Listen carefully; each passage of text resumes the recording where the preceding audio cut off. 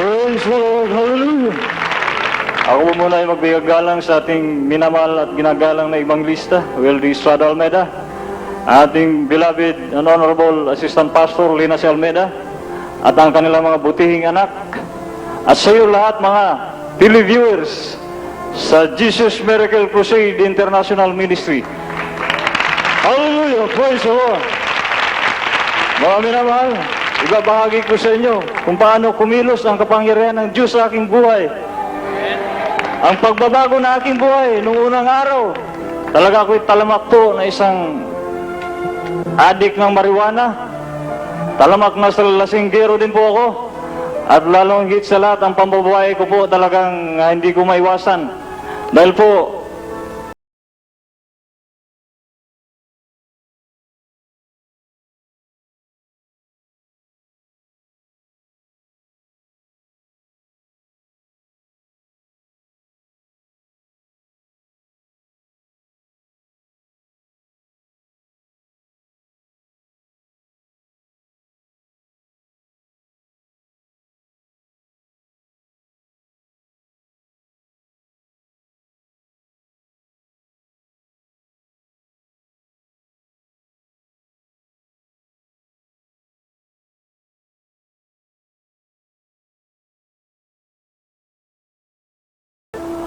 nung nabautismuhan po ako sa pangalan ni Jesus, isa din po akong televiewer.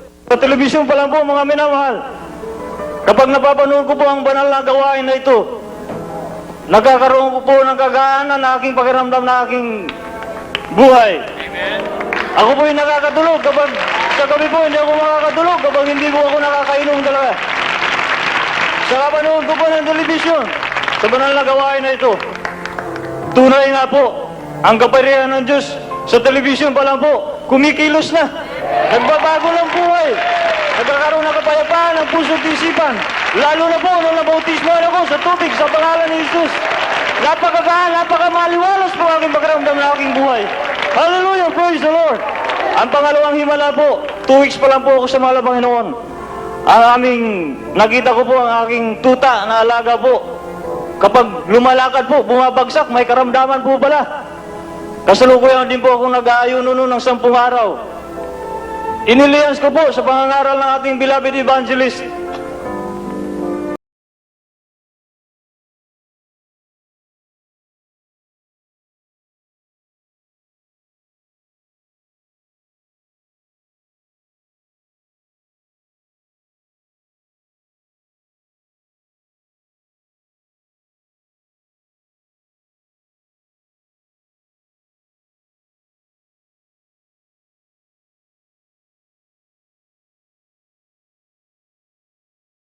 Mga minamahal na televiewers, nung ako'y naglalakbay dyan sa may dako ng Tandang Sora, paakyat na po ng flyover, bigla po ako napantok.